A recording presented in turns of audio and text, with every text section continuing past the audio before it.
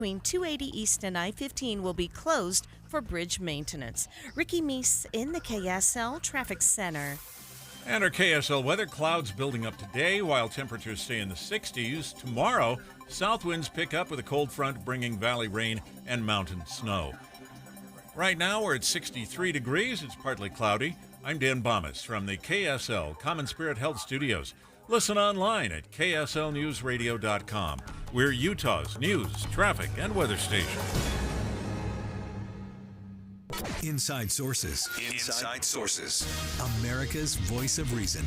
Boyd Matheson on Utah's home for elevated conversation. Inside Sources on KSL News Radio.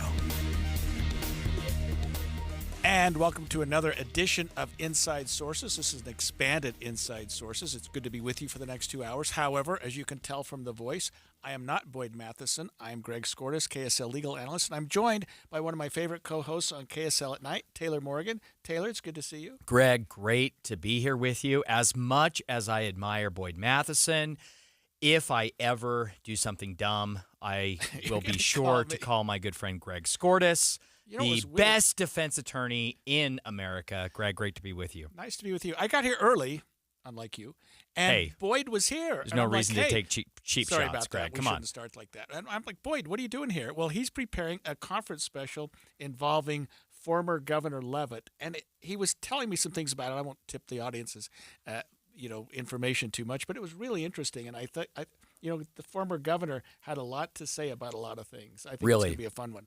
Yeah, definitely. I've spent some time working on various projects with former Utah Governor Michael Leavitt, and boy, he has a lot of...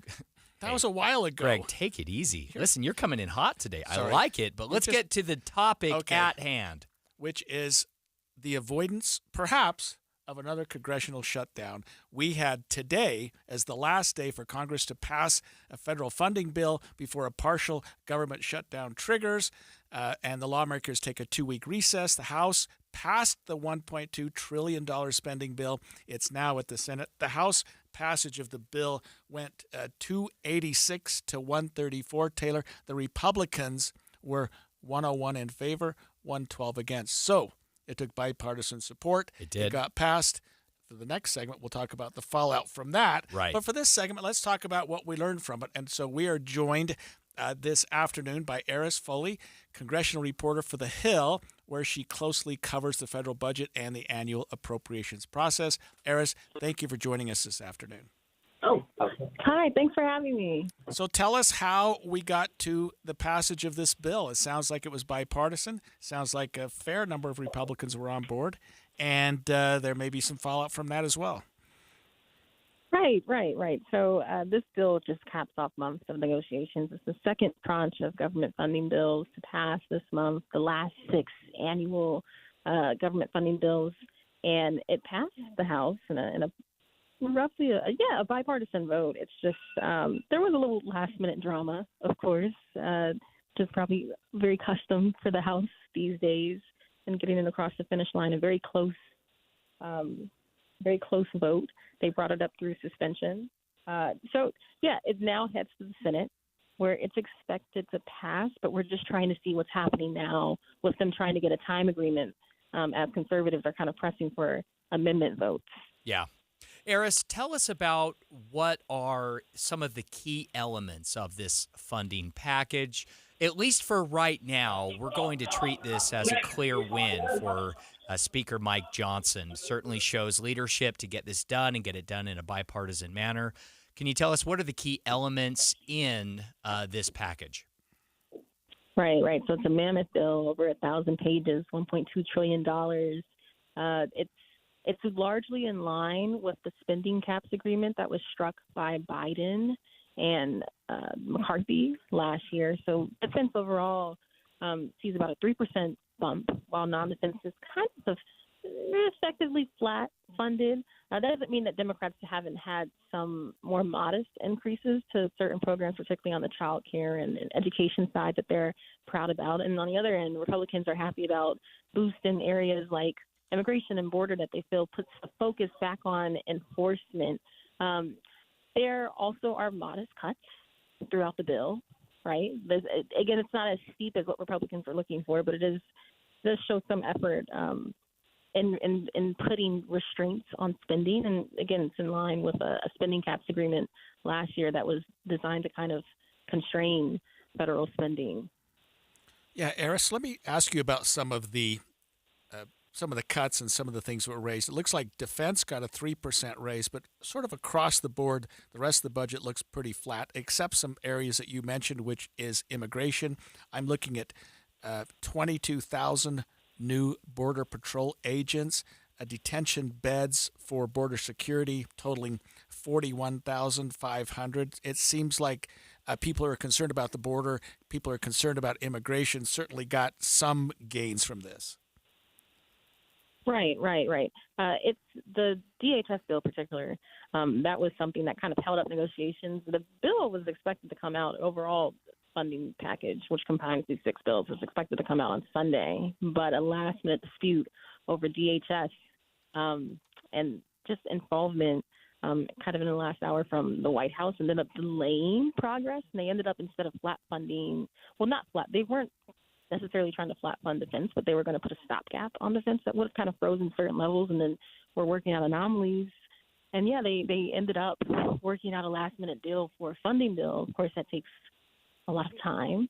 But the deal that ended up emerging, it comes as, the president has also kind of ramped up its messaging, the office's messaging on border and immigration ahead of the presidential election. Democrats are focusing on this issue, and Republicans are focusing on this issue. Yeah. We know this funding package increases funding for the National Institutes of Health, the Centers for Disease Control and Prevention, provides funding for additional funding for substance abuse and mental health, the Services Administration, as well as Health Resources and the Services Administration. So some real wins for progressive priorities in this funding package. However, certainly those Democrats, the progressives in the House, aren't happy that this funding package also blocks funding to a key United Nations agency that provides relief for Palestinian refugees. What can you tell us about that? Right, also known as UNRWA. Yeah, a lot of Democrats are not happy about this, and it'll be interesting to see how this vote ends up kind of shaking out on the Senate side. I talked to Bernie Sanders about it earlier this week. He was pretty upset about the prohibition. And the same thing goes for a lot of other Democrats. At the time, in light of allegations that I think about 12 or so members of UNRWA staff had taken part in the deadly Hamas attack in Israel, there was a push, right, by Republicans to completely eliminate funding. The Biden administration did pause funding, but the idea is that was going to be something that was temporary. Democrats still see this block as somewhat temporary, but it remains to be seen. Once you make a concession like that, it'll be interesting to see how that ends up. Shaking out next year. Eris, we've only got about 30 seconds. The Senate has not considered the bill yet, or perhaps they're considering it now. What do we know about the second part of the approval of this bill? Right. The Senate, well, I think that things are moving in a better direction than earlier this week. We know that Rand Paul and other conservatives have kind of come out really strongly against this bill, and they're pushing for amendment votes, right? These are amendments that are probably not going to pass. If you make a change, it has to send it back to the House, and the House has already left. But these give conservatives against the bill an opportunity to show, hey, they're slowing it down, or they're forcing tough votes potentially for their colleagues in support of the measures. So you have to get a time agreement. And they're trying to work out, from what I've heard in the past hour from some senators, a time agreement on how to expedite consideration. I think that the hope is that they're still going to pass the bill tonight. There was concern that it might drag into Sunday, but we'll see. A lot of conservatives seem a little they don't seem as adamant, I think, about pushing this out much longer than they need to. Hopefully it passes. Eris Foley, thank you for joining us this afternoon on Inside Sources. Thank you so much for having me. And guess what, Taylor? After the break, we're going to talk about some fallout from this. and what it might mean for the speaker in terms of his longevity, which hasn't been all that long so far. Stay with us.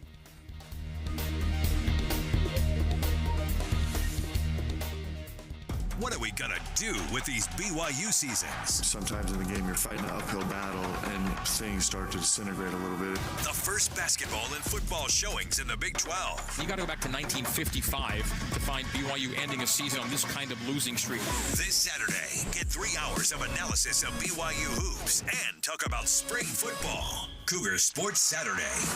By Cougar fans, for Cougar fans. Tomorrow, noon to 3 on KSL News Radio.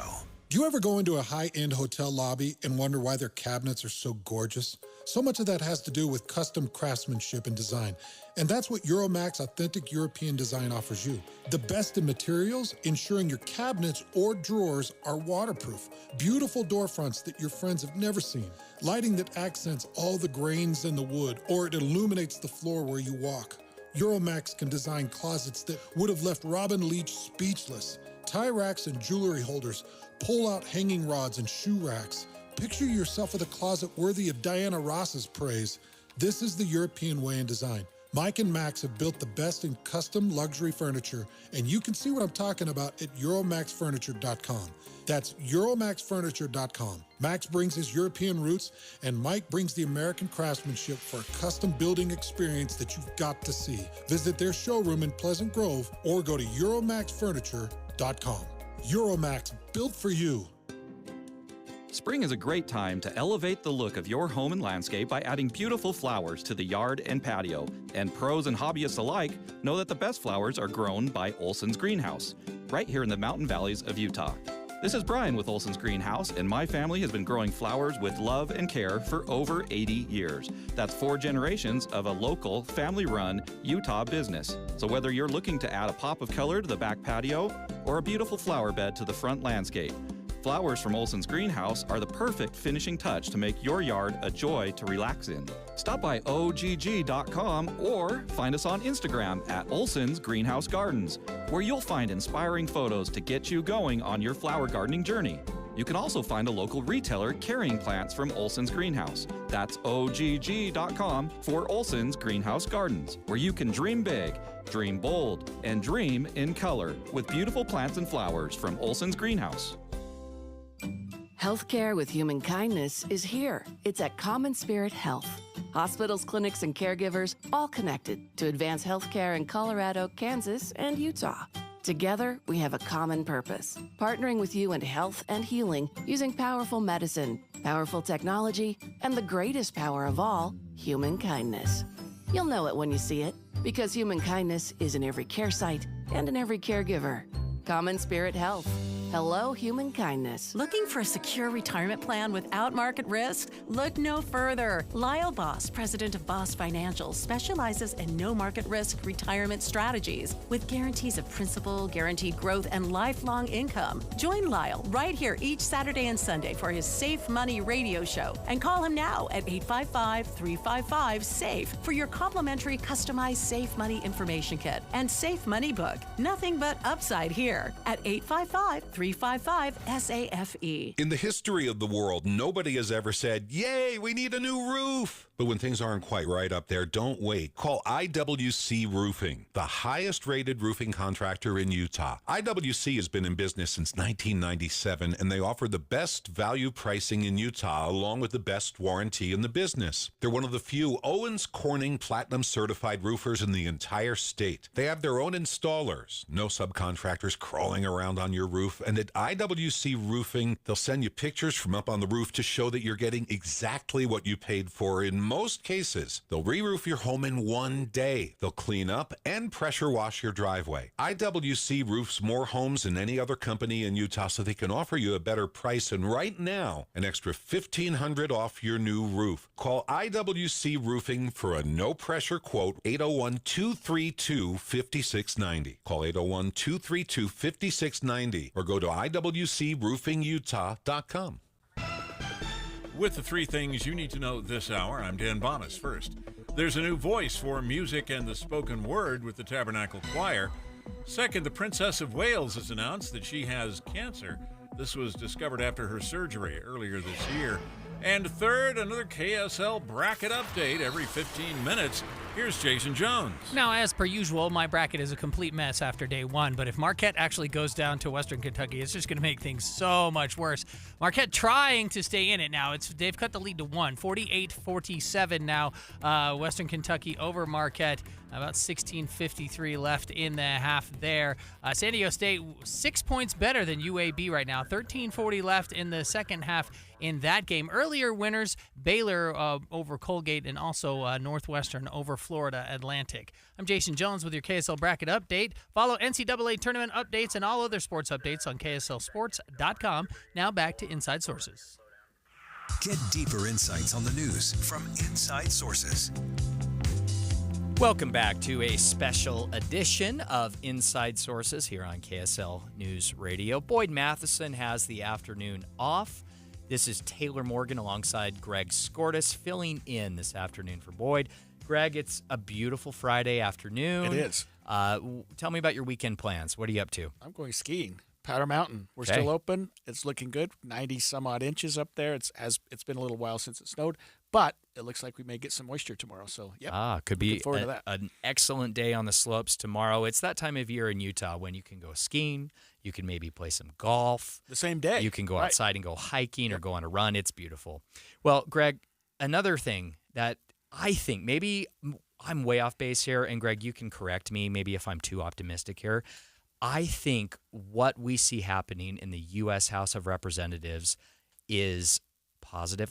I wouldn't go as far as beautiful, but I'm feeling good about Speaker Mike Johnson's leadership. Now, I don't necessarily agree with all of his politics. Right. However, I feel like the House is slightly more bipartisan, more constructive, more effective. They're actually passing legislation. Greg, they're doing it in a relatively bipartisan way. The latest example, of course, the funding bill that we discussed last segment. Greg, what do you see when you look at Speaker Mike Johnson, his leadership, what the House has been able to accomplish? What are your thoughts? I'm optimistic. I mean, I wasn't when he took that position because we had heard some things about him being fairly far to the right. Yeah. Of course, he's tried to work both sides. He's done a good job with this latest funding bill. He did a good job with the TikTok legislation. And unfortunately, now Marjorie Taylor Greene has said, wait a minute, I'm going to file a motion to remove you as speaker. Not unexpected, but because of exactly what you're saying, Taylor, a little disappointing. Yeah. We finally got Congress running. We've finally got the House making some decisions and doing some good things, bipartisan legislation. So what are we going to do? Yeah. Throw out the baby with the Representative Marjorie Taylor Greene is not happy about it. Greg, the representative from Georgia, filed a motion today to remove Speaker Mike Johnson from power, essentially rebuking his leadership on the bipartisan spending bill that has passed the House and is on to the Senate. Marjorie Taylor Greene filed that motion to vacate. This is the same procedural move that ultimately led to the ousting of former Speaker Kevin McCarthy as the House voted to pass a spending package to stave off government shutdown previously. So, Greg, this is it's interesting, right? Because Speaker Mike Johnson has said he is not scared of this kind of a challenge. For him, right. We have seen this motion to vacate come from Marjorie Taylor Greene, but it is yet to see how much support she has among members of the Freedom Caucus or other Republicans in the House for her motion to vacate. Fortunately, Greg, we have joining KSL Inside Sources with us now, Andy Fields from ABC News. Andy, welcome to Inside Sources. What can you tell us about Representative Marjorie Taylor Greene's motion to vacate Speaker Mike Johnson from leadership? Well, I was listening to your conversation, and you were saying things are getting done in the House. They are getting done primarily because Democrats are voting for things, and Republicans are not. Remember that this spending bill got passed today, a crucial spending bill to keep the government open, only because all the Democrats voted for it, along with a number of Republicans. More Republicans voted against it than they voted for it. And remember, they are in the majority. Yeah, great point. Thank you. These bills should favor the Republicans, and they should be leading the way, and they are not. Yeah. which is precisely why Mike Johnson may be in more trouble than you may be suggesting here, even though it's only Marjorie Taylor Greene at the moment who is calling for him to be replaced. Now, she said she doesn't want to do that right now. She's calling this a warning, but that warning is coming with some support from the rest of the Freedom Caucus, which is the further right end of the spectrum of the Republican Party, and a part of the party that Mike Johnson has to constantly placate with things like an impeachment inquiry that has gone absolutely nowhere in the last year, with no charges and really no sense that this will ever come to the House floor. But he agreed to having that there because it placated the further right end of his party. Right. That's number one.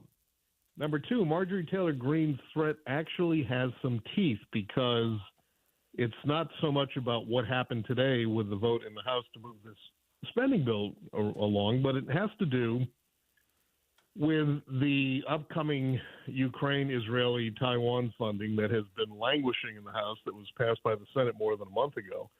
And this is a warning to Speaker Johnson that if he brings this to the floor for a vote, he could very well lose his job, because there are enough Republicans who are angry about all this extra spending that they could actually vote to remove him. Yeah. Now, I know this is very long-winded, but let me add one more Please, thing. please. This is why you're here, Andy. Go ahead.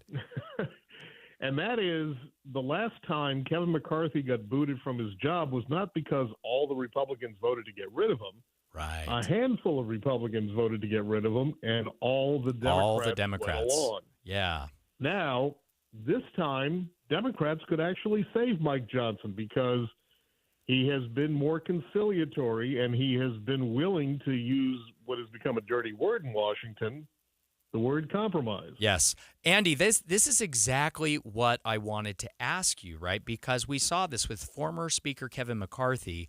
He relied on Democrats. He built bridges, supposedly behind the scenes, with House Democrats in order to pass a funding package. Yet after the fact, we know that former Speaker McCarthy threw Democrats under the bus, so to speak, politically, after they supported his vote on a funding deal. Have we seen anything like that come from Speaker Mike Johnson? And is there any indication, perhaps from the minority leaders, that they might be willing to protect Speaker Johnson? Well, the more interesting question here is, how long will the Republicans be in the majority? Right now, they have a 2-vote majority in the House.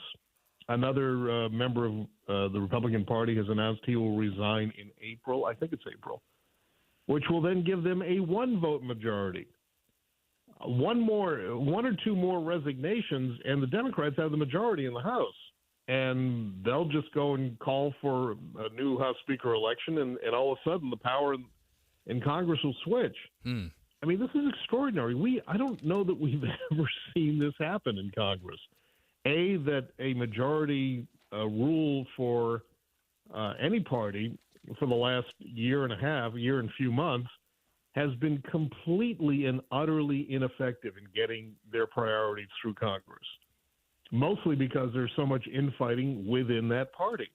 They cannot speak with one voice, and this is something that Nancy Pelosi was able to do, even though there were certain factions that were to the far left of most Democrats. She was able to corral their votes in the end to manage to pass a whole lot of things for President Biden, including the infrastructure bill, the Inflation Reduction Act, the CHIPS Act. All of these things were landmark pieces of legislation that she managed to push through the House, that Republicans, having pretty much the same majority at the start of this, I think it was 7 or 8 votes, and now it's down to 1 or 2. Yeah. The Democrats were able to do this because they had a speaker who was able to corral the votes in her party, whereas so far Kevin McCarthy and Mike Johnson have not been able to do that. Yeah. Andy, always appreciate your insight. Thank you so much for joining KSL Inside Sources. Andy Fields, ABC News. Always appreciate your take on things. Thank you. Thanks for having me. Thank you. Greg, coming up next, we are going to talk about the latest developments in the case surrounding WikiLeaks founder Julian Assange. That is coming up after this.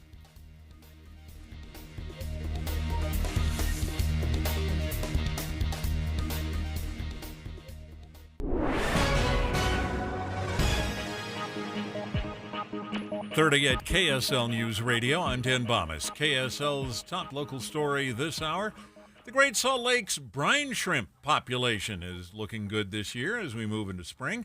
Kyle Stone's a wildlife biologist for Utah's Division of Wildlife Resources. Granted, we've still got a long way to go, and we can always use a little bit more water, and the lake is still in peril. We're not out of the woods, but we're much better than we were 2 years ago. This year's population just starting to hatch. The little critters are a huge food source for the millions of migratory birds that stop at the Great Salt Lake every year, as well as for the shrimp and some of the fish we eat. Since their eggs are harvested and sold worldwide, Great Salt Lake produces about half of the worldwide supply of brine shrimp eggs.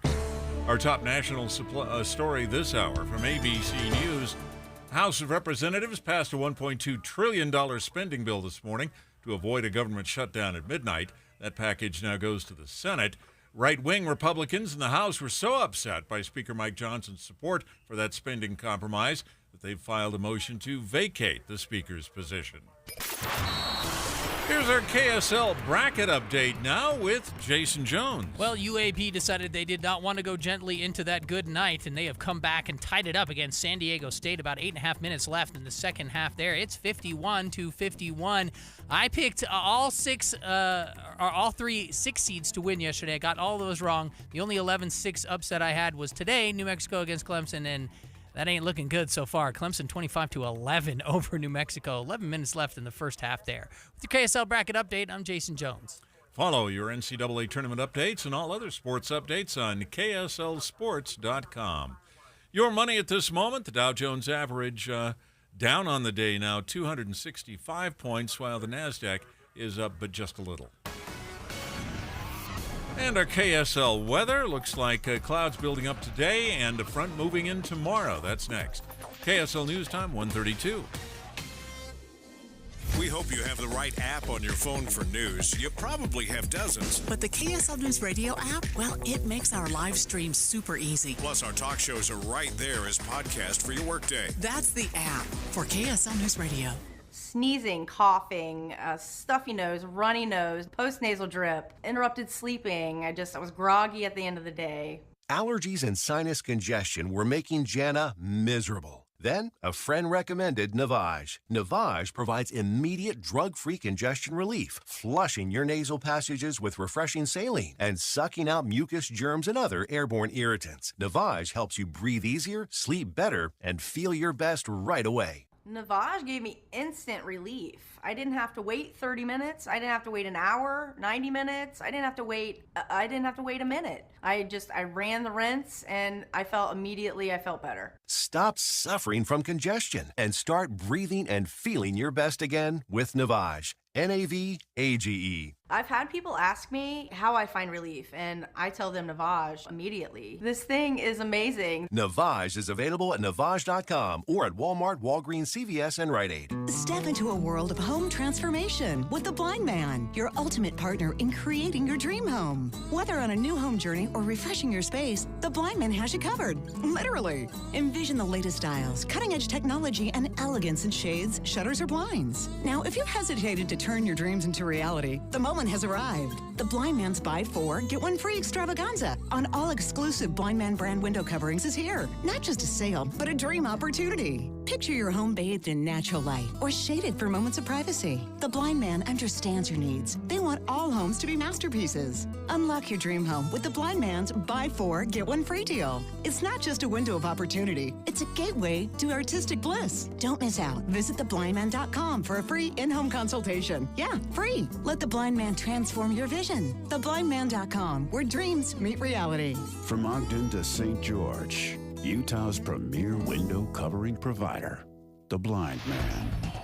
Traffic and weather together brought to you by Sinclair's Dino Pay app. Save up to 20 cents per gallon. Here's Ricky Meese. We have some heavy and slow traffic southbound I-15 between 114th South and 146th South, and this is due to UHP doing a traffic slowdown in order to clear some debris from the roadway. For over 30 years, Replenish Landscape delivers the finest compost for flower and vegetable gardens. Replenish is perfect to till into existing soil or top dressing, even for your lawn. Learn more at replenish.com.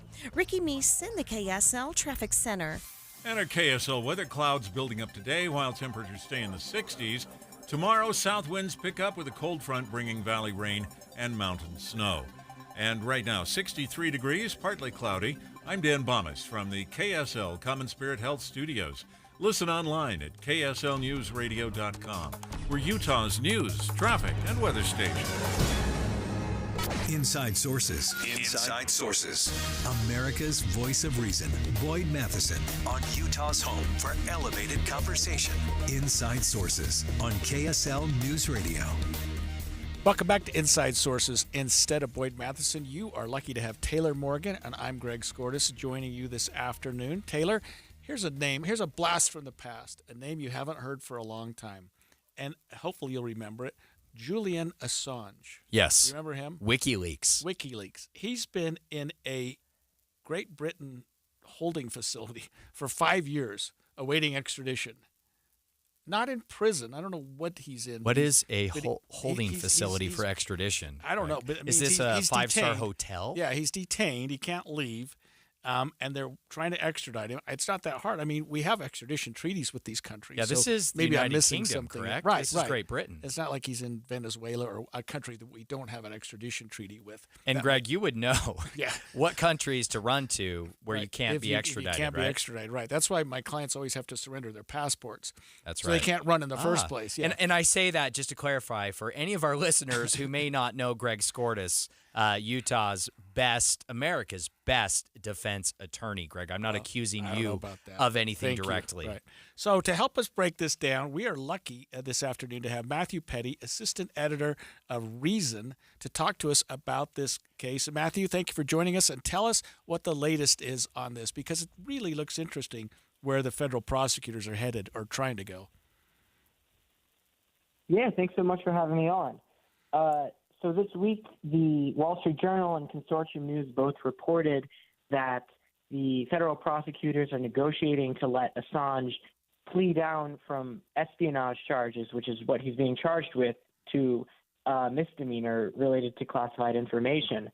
And, you know, that would be a very good deal for Assange because he probably would be able to get time served and basically walk out a free man in Britain. But also, it would allow the Biden administration to avoid, I think, a really messy legal showdown over the First Amendment and journalism and classified information, which the Obama administration had really tried to avoid.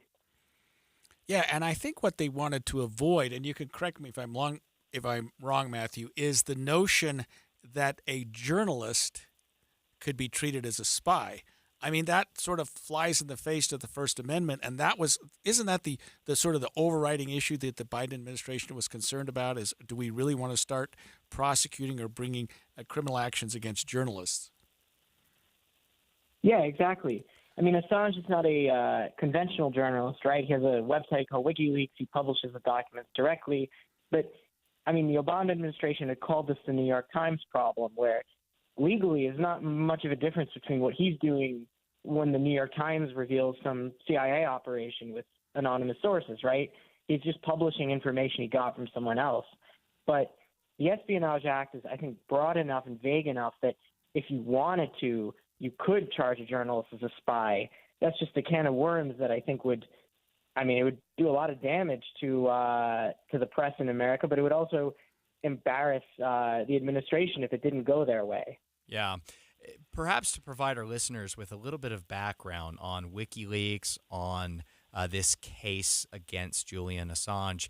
WikiLeaks this started, Greg, with WikiLeaks publishing classified data that was provided by former Army intelligence analyst Chelsea Manning. It included a database of U.S. diplomatic cables video of a U.S. Army helicopter gunning down a news crew in Iraq.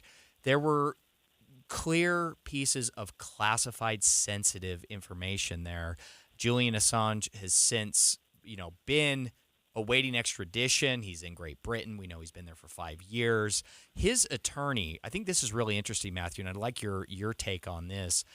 His attorney, Barry Pollock, said, quote, "We have been given no indication that the Department of Justice intends to resolve the case," end quote. So where does this really stand? Clearly, it seems to be in both sides' interest to try to resolve this case, to avoid a messy case surrounding the First Amendment, to also, if you're Julian Assange, you want to settle this as well and potentially be free. Where is this case really? Right. I mean, all we have right now is the leaks in the Wall Street Journal and Consortium News, and we have the statement from the lawyer. What I thought was interesting is that the lawyer didn't deny. The lawyer didn't say, oh, there is no talk of a plea deal or anything. The lawyer just said, the kind of thing you say if you're not happy with your negotiating partner, or you're trying to put pressure on your negotiating partner, which is, oh, we don't think they're serious. But, as you said, I think it's in everyone's interest to come to a deal. Assange's brother has said publicly that the big red line is whether Assange would be forced to come to the U.S. to plea or whether he could do it from Britain.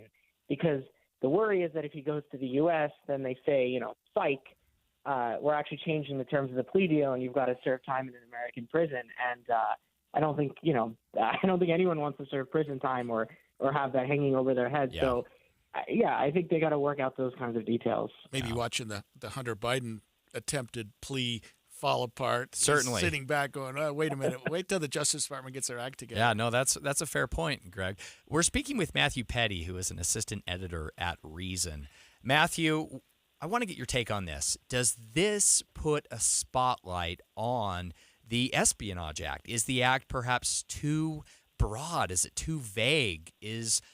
Does it really perhaps go too far when it comes to the First Amendment and journalists? What are the issues at stake with the Espionage Act itself?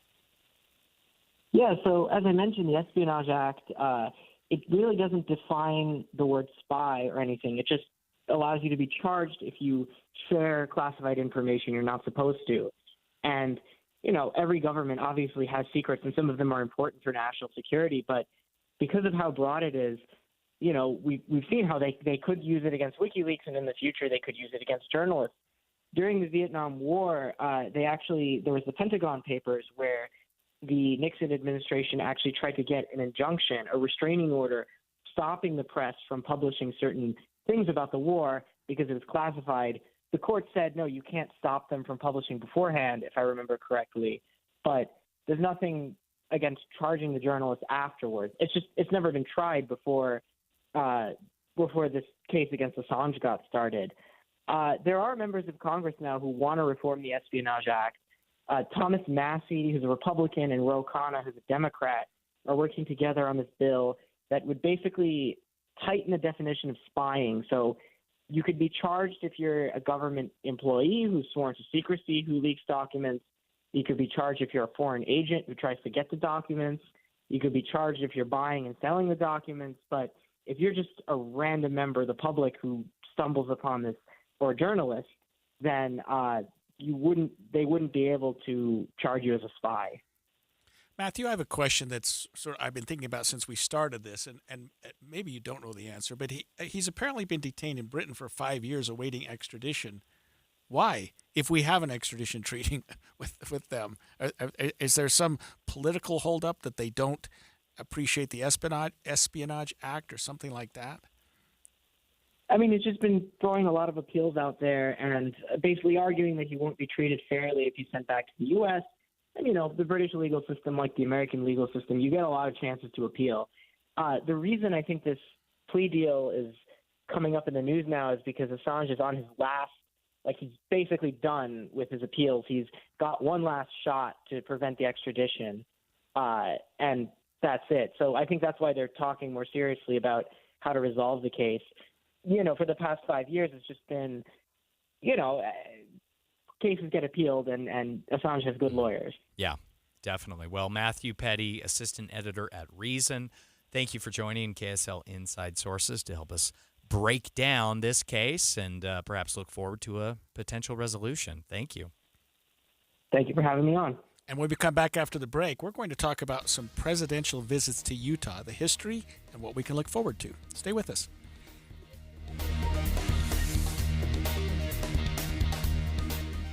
There are products that offer up to a 20% upfront bonus just for opening an account and up to 12% per year for retirement income. I'm Jeff Jr. with Trajan Wealth, and I've heard from other advisors saying this is too good to be true. No, it's not. We are one of the few who can offer products like these because we're independent. We're not registered with a broker-dealer who tells us what we have to sell, and we don't have to answer to a board of directors who prioritize shareholders over clients. So, is an upfront bonus up to 20% and 12% per year growth for income too good to be true? For most advisors, yes, but not Trajan Wealth. The fact that many of our clients come from other financial advisors is a testament to our value. Experience the Trajan Wealth difference for yourself.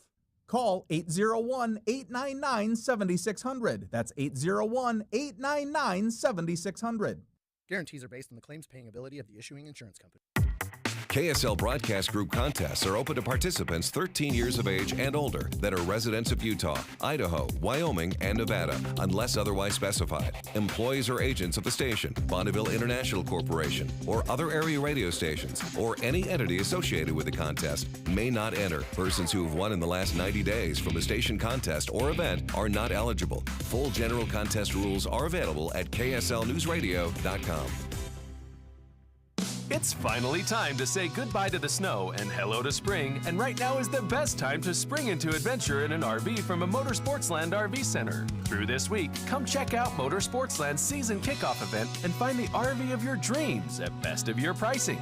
Is your next adventure in a Class A motorhome? Come check out our 33-foot Georgetown 33B3 right now and save over $57,000 off MSRP. Or maybe a luxury fifth wheel is more your style. Check out our Durango Gold 386 FLF right now for over $45,000 off MSRP. Want to bring all the toys? Check out our 30-foot Raptor Carbon Series toy hauler on sale now for under $37,000 with financing under $340 a month OAC. Ask about zero-down financing options as well. See details and more amazing deals on premium RVs at motorsportsland.com. Let Motorsportsland help you get away. Motorsportsland.com. This joyful sound is the No More Chemo bell at Intermountain Health St. George Hospital, and it means that Sarah Parker beat cancer. It also means her doctor spotted it early enough to treat, and that her oncologist helped her fight it every step of the way. It means that her nurse helped her keep track of medicines, and that a case manager made the whole experience just a little bit easier. Every time we hear that bell, it reminds us that all things are possible when we work together. It reminds us of the power of we. Intermountain Health. Planning for spring at Lowe's means big savings on outdoor power equipment, and Lowe's knows nothing feels better than free. Buy one select Ego string trimmer, leaf blower, or mower kit. Get one select 56-volt battery free. That's up to a $299 value. Power through spring with Ego, the #1 rated brand in cordless outdoor power. Because Lowe's knows home improvement. Valid through 4/3 while supplies last. Selection varies by location. Ulta Beauty's semi-annual beauty event is happening now. Unleash your love for beauty with 50% off daily beauty steals on hair, skin, makeup, and fragrance. Shop your favorite brands like Tarte and Fenty Beauty by Rihanna. Plus, grab perfect hair care pairs from brands like Redken and Olaplex. And check out new arrivals from brands like Charlotte Tilbury and Dyson. Shop the Ulta Beauty semi-annual beauty event online, in-store, or try pickup today. Now through March 28th. Ulta Beauty. The possibilities are beautiful. Conditions apply. Any Hour Services free furnace sale is going on right now. If you haven't scheduled your free estimate yet, do it now. Call Any Hour Services today or schedule online at anyhourservices.com. With the three things you need to know this hour, I'm Dan Bomas. First, turns out this is another good year for brine shrimp. Harvesting their eggs from the Great Salt Lake is a multi-million-dollar industry. Second, a Speaker of the House facing an effort to push him out of his job by conservative Republicans, upset by his support for a compromise spending bill. And third, a KSL bracket update every 15 minutes. Here's Jason Jones. And good games happening. UAB San Diego State coming down to the wire. 2:28 left in this second half there. The game is all knotted up at 62 each. Get yourself to a TV and check that game out. Also, Marquette has decided they don't want to be upset as a number 2 seed. They have opened up an 8-point lead over Western Kentucky, 71-63, but Western Kentucky keeps hanging around in there, so you never know what could happen. Earlier winners were Northwestern and Baylor. I'm Jason Jones with your KSL bracket update. Follow NCAA tournament updates and all other sports updates on KSLSports.com. Now back to Inside Sources. Hear elevated conversation on crucial issues. Boyd Matheson on Inside Sources. Welcome back to a special edition of Inside Sources here on KSL News Radio. This is Taylor Morgan with Greg Skordas filling in for Boyd Matheson, who has the afternoon off. Greg, I'm not sure if Boyd is over at the Delta Center at any of these games. I'm not sure what Boyd's up to, but I'm sure he is enjoying a beautiful, sunny Friday afternoon. Good for him. He if anybody has earned that, it's Boyd Matheson. Absolutely. And I saw an army of people over there last night. Yes. Just buying tickets, selling tickets. It was a lot of hoopla. It's good to see the tournament back in Salt Lake. It is. It's a lot of fun to have the tournament here in downtown Salt Lake City, right across the street from KSL Broadcast House here at the Triad Center. Greg, Utah has a long history of presidential visits to Utah. It's not just the NCAA tournament that visits the state.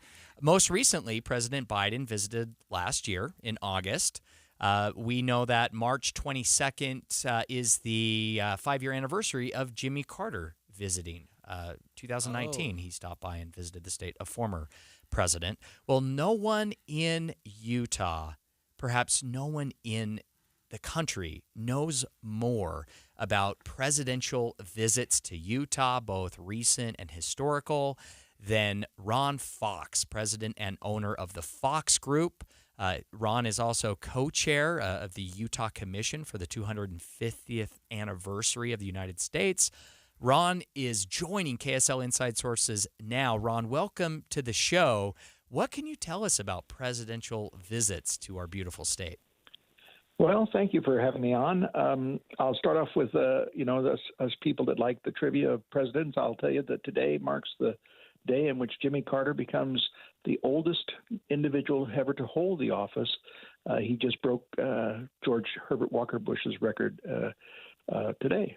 Wow. So that's just a little aside. He becomes the oldest man surviving to have been president. How old is former President Carter, Ron? 98 or 99. I think 99. Sorry to put you on the spot there. I didn't know. Good for him. No. That's all right. I mean, it's a long life, and and he's done a lot of things in his life. Yeah, Mr. Peanuts. But we've had presidents coming to Utah for a long time. The first individual that came to Utah was not as president, and he never came as president, but it was James A. Garfield. A bullet, unfortunately, ended his career in his presidency, but he came here twice in 1872 and 1875. He was chairman of the Territories Committees of the House of Representatives. And he another little part of trivia from the Mormon side, when he was growing up as a school child, his building that he went to for school was called the Kirkland Temple. And he knew, Martin Harris, and he was just a little bit of trivia there for you. 1872 and 75, though, Ron. That's early. Before we were even a state. Oh yeah, territory. He came because he was chairman of the Territories Committee for the United States House of Representatives. So he came here. He became a close friend of George Q. Cannon, who was a member of the first presidency, but was also a delegate to Congress in the 1870s.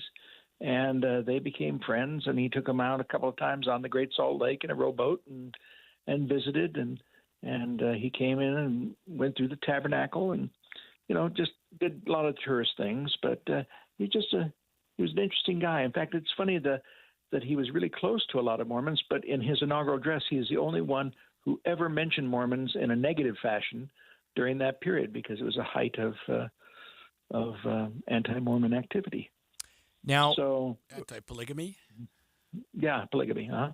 Now, Ron, I have to ask, our Sure. families go way back, and if my memory is correct, I recall you organizing and doing all the advance work for a presidential visit here in Utah. This would have been perhaps back in the 90s. I remember you somehow, my older brother got to drive a vehicle in the presidential motorcade. And Yeah. I, of course, at the time wasn't old enough to have a driver's license yet, but I was super jealous of that. Can you tell us about what goes into advance work? What goes into a presidential visit in modern times? Sure. Well, I've had the honor of working for 6 U.S. presidents. I started when I was 19, working for Richard Nixon, and then Ford, Reagan, Bush, and then Trump. And so I've done a lot of visits internationally as well as nationally. And I've traveled with vice presidents. I was in Kiev, Ukraine in 2008 for 2.5 weeks, working with Vice President Cheney at the time, trying to settle down the situation after Russia invaded Georgia. But as far as motorcades and that, yeah, you got to go find drivers. Used to be that we would have to go to people and talk them out of their vehicles, usually car owners. But the laws have changed, and we now have to rent vehicles. And we would put together 20 or so cars, and they would, the president's car. And there's always 2 presidential limousines that are identical, and one of them in which the president's in, and usually the next one is with his personal aide and the doctor. But then, you have numbers of vehicles that follow with staff, VIP guests, and then military units. Yes, we have large cars that have men with lots of guns in them. And we also have another car in the motorcades that scrambles cell phones for a matter of moments while the president's limousines travel by. And they have what they call the sniffer car, which looks for biological agents. Ron, that is fascinating. That's a lot of interesting really information. interesting. I Too can't much wait. work. Yeah, I can't wait to pick your brain more about all of these things, perhaps off air. But we have a couple minutes left with you on air. Do you have personally a favorite memory or a highlight of a presidential visit to Utah? Well, there's been lots, and there have been 25 of our 47 presidents or 46 presidents that have come to Utah. And I think probably my favorite is in 1992. I was doing the event of President George Herbert Walker Bush to Utah, and he was here debating Bill Clinton in front of the National Guard Convention of the United States. And the evening before, Bush never liked to eat in the hotel room. He always went to the hotel downstairs to the dining room, or he would go to an outside restaurant. In this case, he went over off of Rio Grande and ate at a Mexican restaurant. And I got a call from Andrew Card through one of his staff people, and I went over and met with Andrew Card. And he says, we understand that there's going to be a Tabernacle Choir concert tonight honoring Columbus's 400th or 500th anniversary. It was 92. And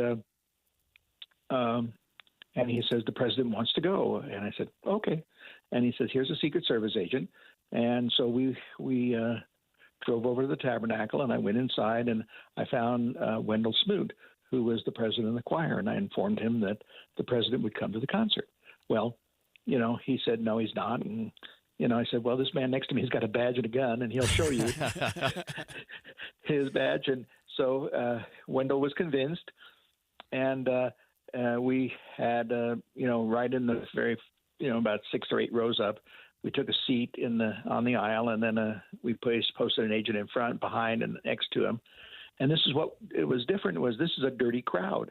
And what we mean by a dirty crowd is they didn't go through magnetometers. I see. Yeah. So, and people would carry guns, and they do in Utah. Yes. And so just minutes before, we didn't tell church security. We didn't tell anyone else. We just we got the church security guys that were there, and we pulled the post on the gate, and we pulled right in up to door 6, brought them in, shook hands.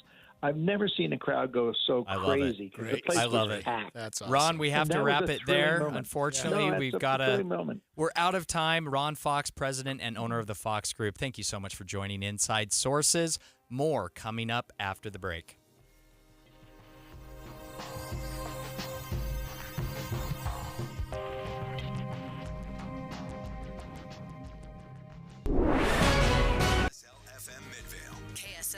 Lake City. From the KSL Common Spirit Health Studios, this is KSL News Radio. Utah's news, traffic, and weather station. It's 2 o'clock at KSL News Radio. I'm Dan Bomas. KSL's top story this hour. Utah's economy is slowed while the national average holds steady, according to the state's Department of Workforce Services. Mark Nold, the chief economist with the department, points to a slowdown of out-of-state migrants choosing to move here. Domestic in-migration, or people moving into Utah from another state, was a powerful Utah economic growth component from 2021 through the first half of 2023. Nold believes rising mortgage rates have people thinking twice now before giving up their locked-in lower rates for a higher one. Our top national story this hour from ABC News. At least 40 people have died in an attack on a concert hall in Moscow. CNN reports dozens have been injured. 3 armed men opened fire inside the Crocus City concert venue with automatic weapons and explosives. People have been evacuated from inside the building. Others stranded on the roof. And here's our KSL bracket update now with Jason Jones. Well, it was really close, but in the end, San Diego State holds on 69-65 over UAB, not allowing for the 12-5 upset there. I'm only going to mention this score once because it only deserves one time. UConn right now 46-13 over Stetson late in the first half there. Clemson with a 10-point lead over New Mexico just before the half there as well.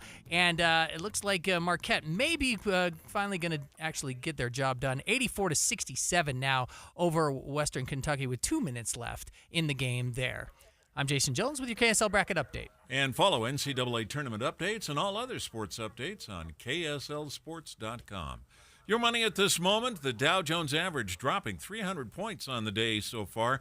The NASDAQ, though, up just about 26 points. And our KSL weather looks like a front moving in tomorrow that'll bring some rain and snow. That's next. KSL News Time, 2:02.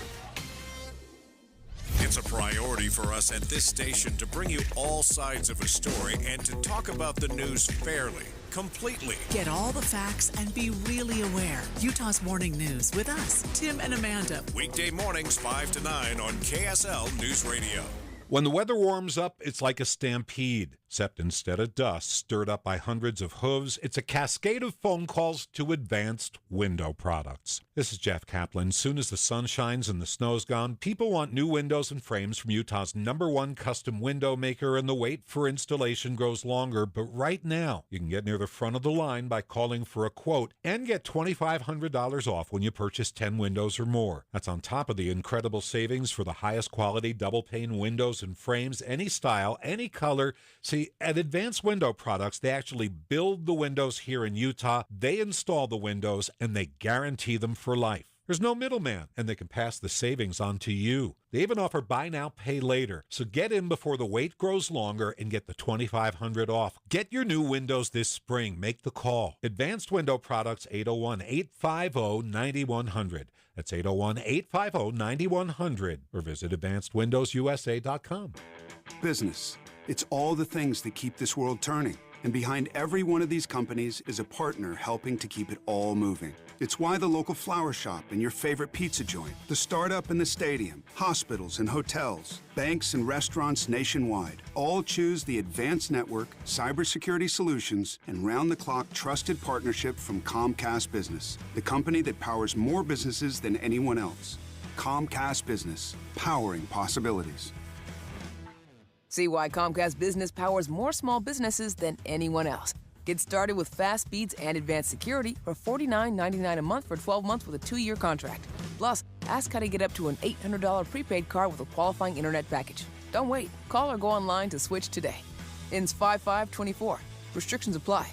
New customers only with 50 megabits per second internet and security edge. Eco bill and auto pay required. Equipment, taxes, and fees extra.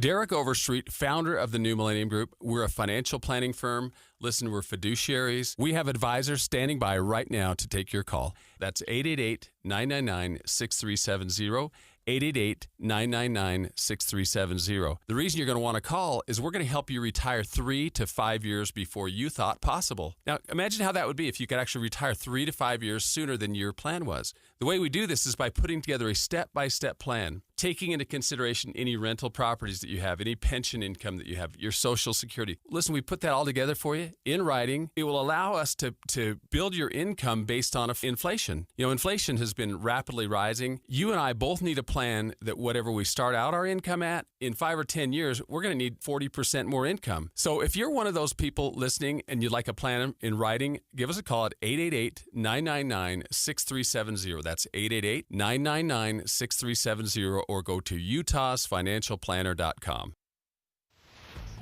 Traffic and weather together, brought to you by Sinclair's Dino Pay app. Save up to 20 cents per gallon. Here's Ricky Meese. Nice and quiet on the Valley freeways, no problems there, but we do have some delays, both north and southbound. Mountain View Corridor and 5600 West approaching the intersection at 3500 South. Need a perfect event venue? There's a place. This is the place, Heritage Park. Ideal for weddings, events, featuring 11 venues, beautiful grounds, affordability for any celebration. Call or visit thisistheplace.org. Ricky Meese in the KSL Traffic Center. KSL weather, clouds building up today while temperatures stay in the 60s. Then south winds pick up tomorrow with a cold front bringing valley rain and mountain snow. 65 right now. I'm Dan Bomas from the KSL Common Spirit Health Studios. Listen online at kslnewsradio.com. We're Utah's news, traffic, and weather station. Inside Sources. Inside Sources. America's voice of reason. Boyd Matheson. On Utah's home for elevated conversation. Inside Sources on KSL News Radio. You are back for hour number 2 of Inside Sources. I'm your host, Greg Skordas, alongside Taylor Morgan.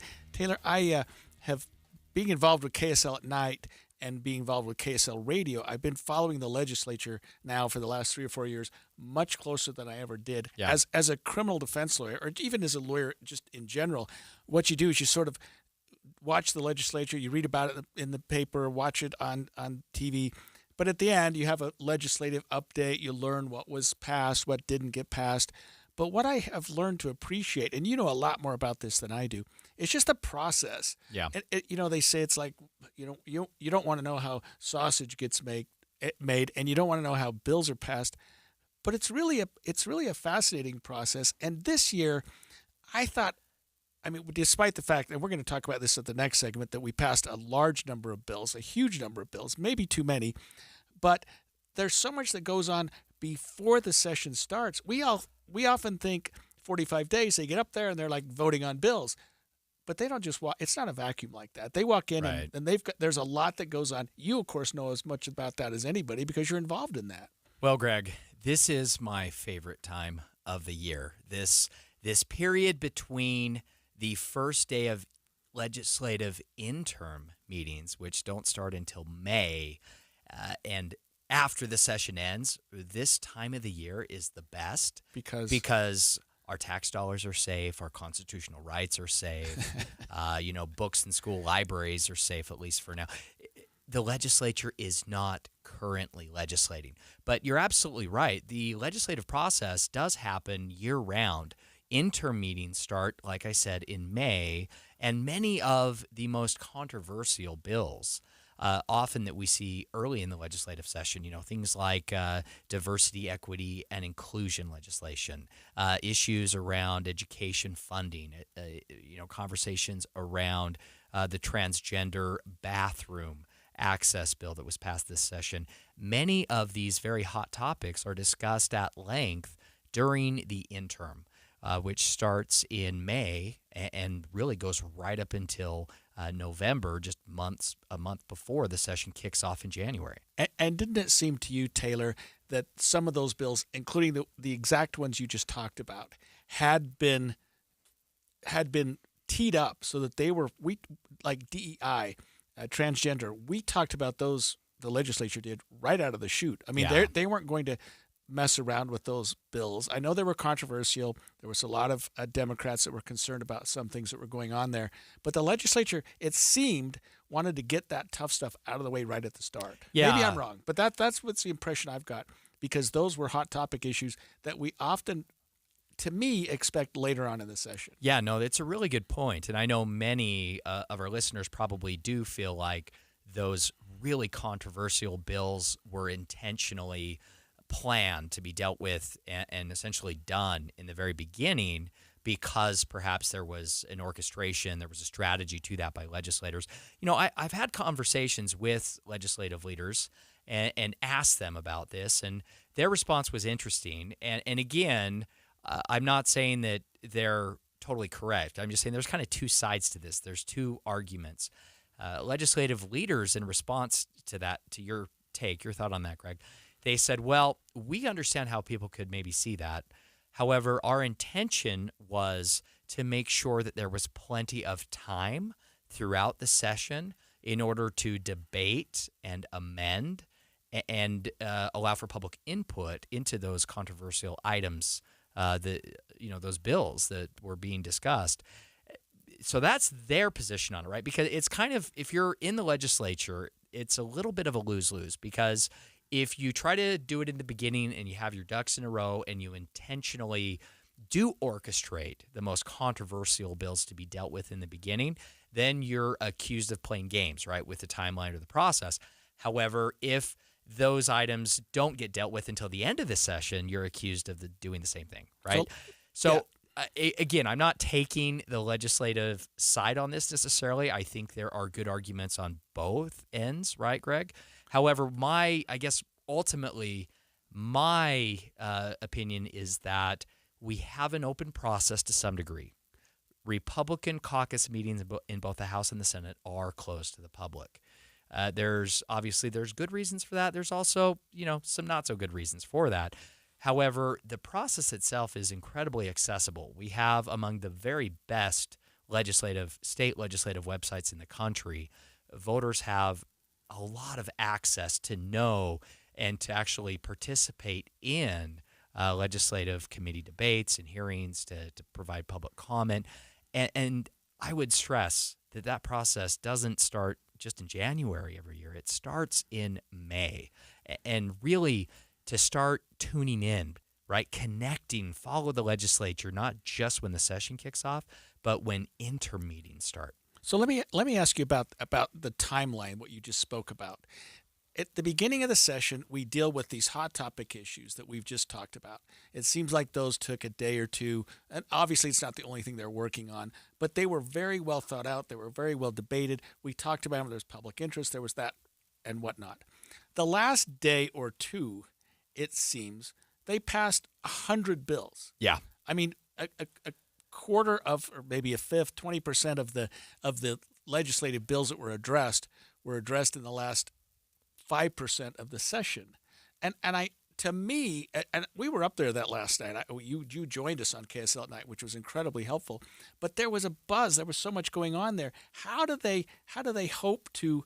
I mean, if you're a citizen watching the legislature in session and going, okay, they've passed 380 bills. They've got 3 more days left, and they're going to pass another 100. Yeah.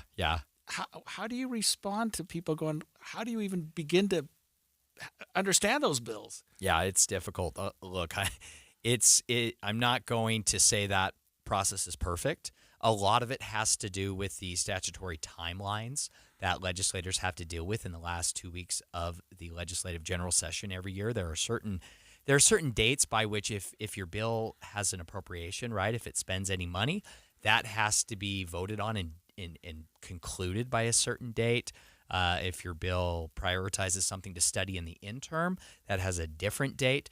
And a lot of it is just meeting the statutory deadlines in a limited session. And again, it's messy, Greg.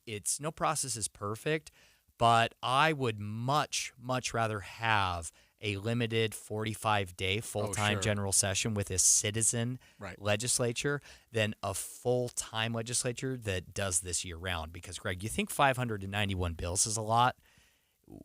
You can only imagine if we had a full-time legislature that did this year-round. Oh, yeah, that'd be That would be difficult to understand. We do things well here is what you're saying. Not perfectly, but we do them well, and certainly relative to almost every other state in the country, Greg, we're doing pretty dang good. When we come back after the break, we'll talk about a couple of bills that didn't do pretty dang good. The governor actually vetoed a few, and we're going to break those down after the break.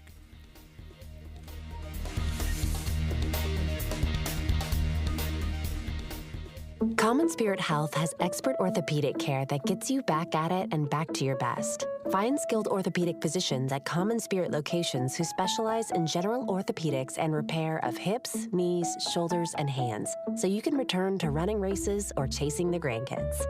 Common Spirit Health. Hospitals, clinics, and caregivers all connected to advance healthcare in Colorado, Kansas, and Utah. Orthopedic care with human kindness is here. Visit mountain.commonspirit.org. The best campfire stories happen when the sun goes down. And the best savings happen at General RV during the RV Show After Party Sale, March 20th through the 23rd. RV shows are over. But you can still get a low RV show price, and that'll save you thousands. Plus, come in to see how you can camp on us this summer. Start your next campfire story with how much you saved. Only at General RV in Draper off I-15. Do you have a vision of what your kitchen would look like with new cabinets, drawers, or pull-outs? Do you wish your closets were more organized and functional? Are you building or remodeling? I want you to take a good look at Euromax Authentic European Furniture. This is Hans Olsen, and I've spent a good amount of time getting to know Mike and Max. They're creators of Euromax. Max comes to us from Ukraine with European flair, and Mike has been building cabinets in America for nearly 30 years. They had a vision that cabinets could be done better, and they brought that to life.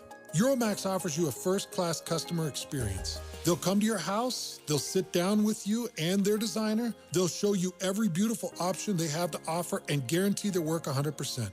I want to invite you to their showroom in Pleasant Grove, but start by taking a look at what they have to offer at EuromaxFurniture.com. I know I'm just a sports loudmouth, but I know custom and quality when I see it. Visit EuromaxFurniture.com and take a look at what I'm talking about. That's EuromaxFurniture.com.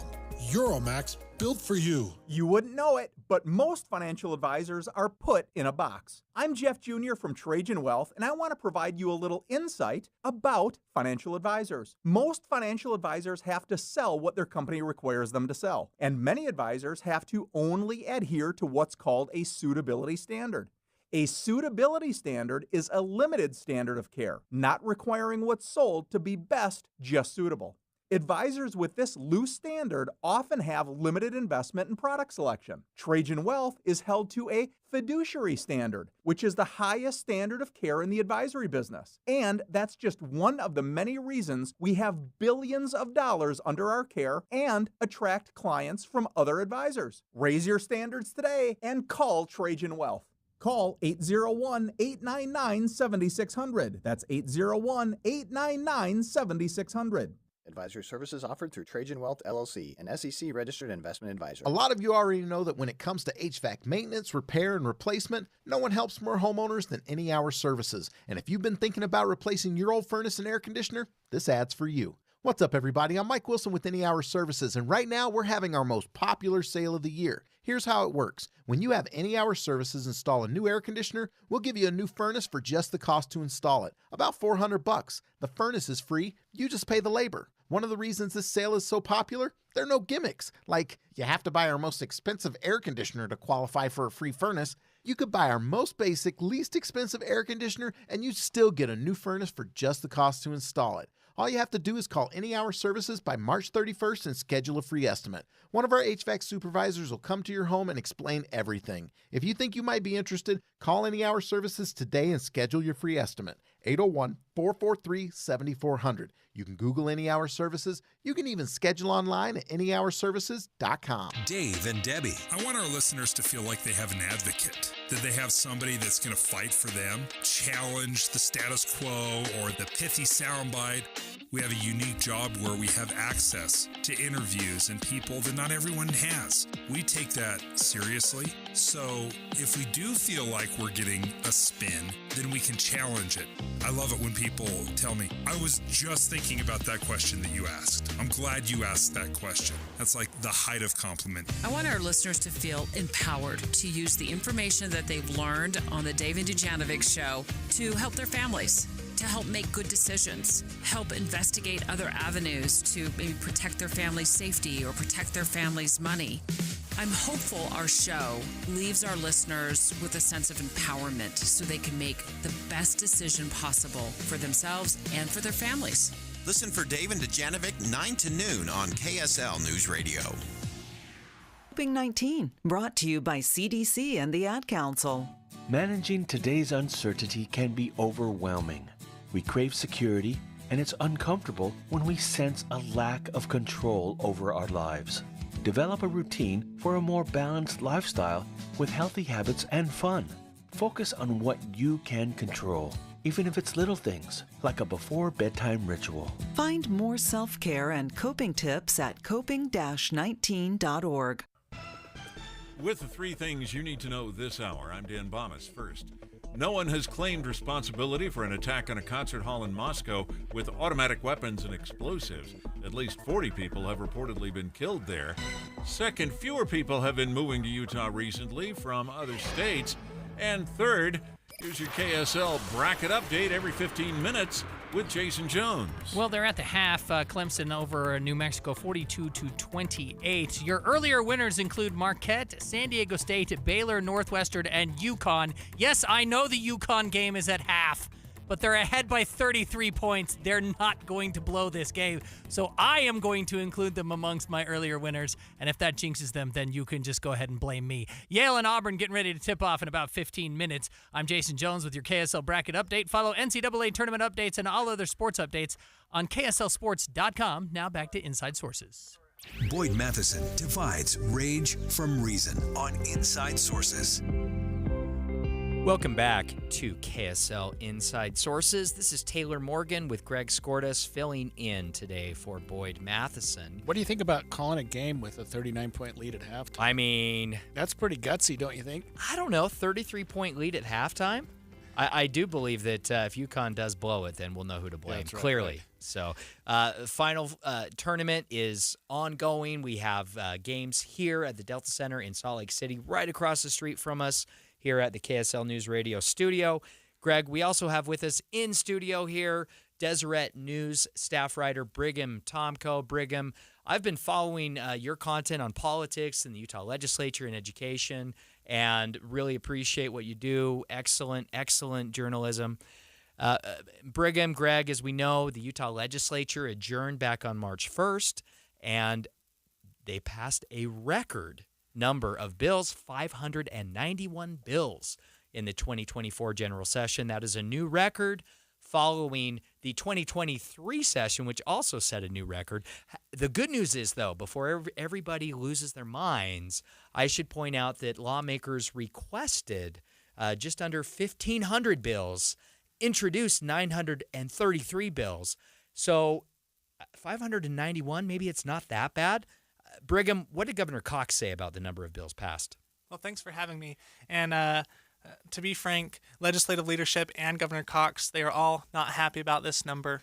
And President Adams and House Speaker Schultz had both promised during the session and had promised Governor Cox that we wouldn't be breaking any records this year. And so something that Utah Governor Spencer Cox has said in relation to this new record is the legislature needs to pass less bills. He said during his monthly PBS press conference yesterday. Did he provide a number? Because, listen, I don't want to become Congress, right? Congress passed, I think, 17 bills last year. So 27, I think it might have been. 27. Either way, that is a 500. state of dysfunction that I don't know that we want to go down that road, Brigham. But did Governor Cox give an indication as to kind of a sweet spot? Yeah, so he told lawmakers in a veto letter yesterday that producing or passing nearly 600 bills in a session hurts the quality of the legislation. And so he recommended that they aim for the high 400s, which is similar to how many bills were being passed about 15 years ago. Interesting. What was his justification for that? I mean, if we have needs in the state, and if, constituents, if voters are asking their lawmakers to address problems, then what is the problem with 591 bills? Utah's a growing state. We have a growing population. We certainly have a lot of needs to deal with here. Is it really a problem? Well, Governor Cox said that in principle, there's nothing wrong with passing more bills. The problem is that the legislature has to pass that same number of bills within the same 45-day window, which means there's less time to consider and work on and thoughtfully negotiate each and every bill, which he says has resulted in some bills being passed that are unnecessary, that could have been solved through a phone call with his office, or other bills that are changed so much in the process that they really no longer achieve their original goal. So, Brigham, let me ask you this. A week ago, I was doing a show, and they asked if the governor was going to veto any bills. And at the time, I thought he was so involved in the legislative process, especially from the front end, even before it started, that maybe not. But I was wrong. He has vetoed a few, hasn't he? Yeah, so he vetoed 7 bills, and none of them were the high-profile bills that you may have heard about during the session. He signed each one of those, whether it was dealing with DEI or some of the more controversial energy policy-related bills. The bills that he vetoed this year were kind of instructional, and they were meant to send a signal to the legislature of these are the kinds of bills that you should probably forego in future sessions to focus on the more substantive issues. And so they had to do with policies that agencies were maybe already implementing or that didn't need new state code to be implemented. He did hint at his relationship with the Utah legislature, the politics of that relationship when he said that he would have perhaps liked to have vetoed more bills, but that may have hurt his ability to make sure that his priority bills did get passed. What do you think about that? Exactly right. So he mentioned yesterday during that press conference that there are bills that he will end up signing that he would not have voted for were he in the legislature. And that has a couple of motivating reasons. One is because he has priorities he wants to see passed, and that requires a give and take kind of relationship with the legislature. And he also understands that if he overuses his veto power, then the legislature will come back and override his vetoes, which will further hurt that relationship with the legislature. Yeah. You mentioned earlier that he had some concern over the large number of bills and maybe that they just hadn't been vetted as well as they should have. Is there also perhaps, and we talked about this during the last segment, a public perception, especially that last 48 hours when they were just passing dozens and dozens and dozens of bills that maybe they're not being thought out very well? I mean, to me, looking from the outside, I thought, how do they even discuss these bills? They relaxed the rules in the last day, it seemed like, almost, and just let's just put it to the vote.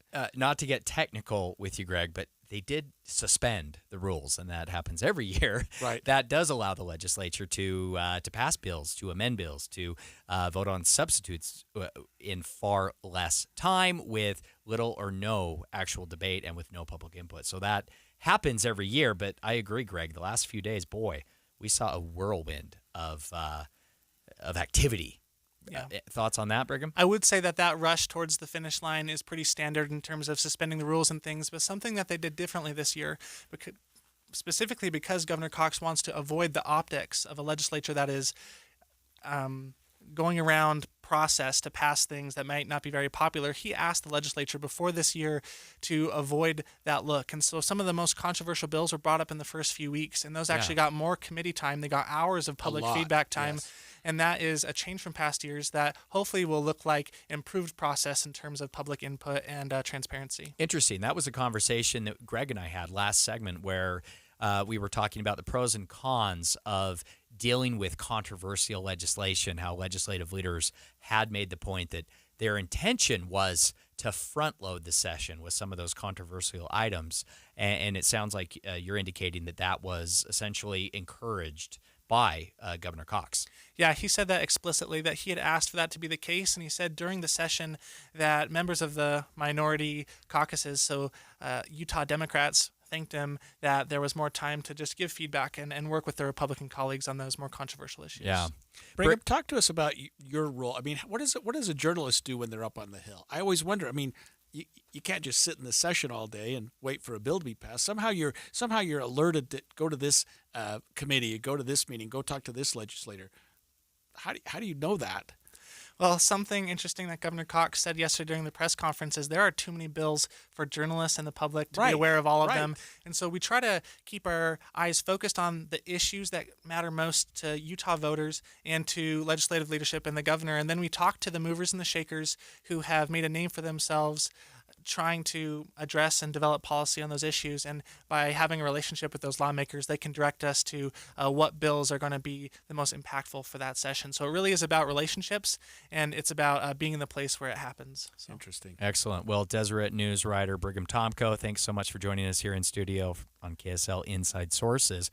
Greg, coming up next, out of all 591 bills passed, Greg, I want to know what was your favorite fun bill? And there's a few good ones to choose from. We'll get into that coming up after the break.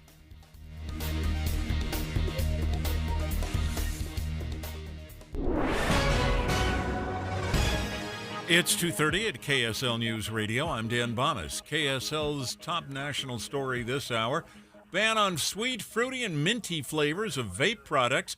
One of the bills signed into law this week by Governor Cox. Menthol and tobacco flavors are still allowed. The bill is meant to reduce the number of teenagers using vape products.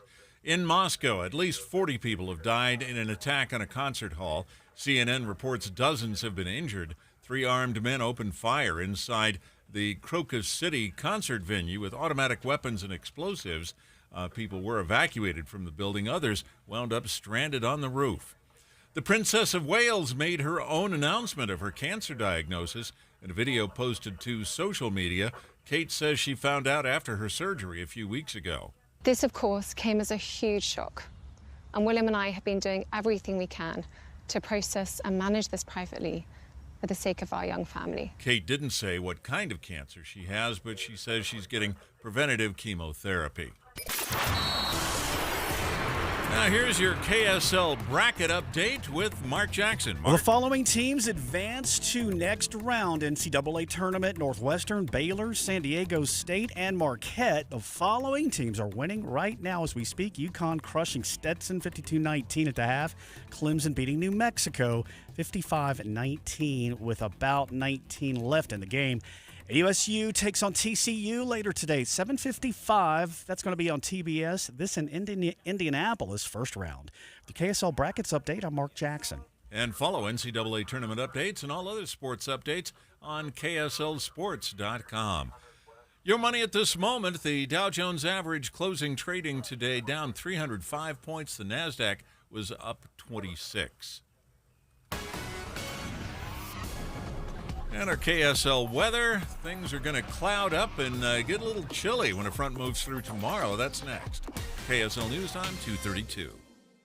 Here's a way to get breaking news updates anywhere you go. At the store or in a work meeting, you can get breaking news on your phone. You can quickly read it, swipe, or click for more. It's super discreet, super fast. That's the app for KSL News Radio.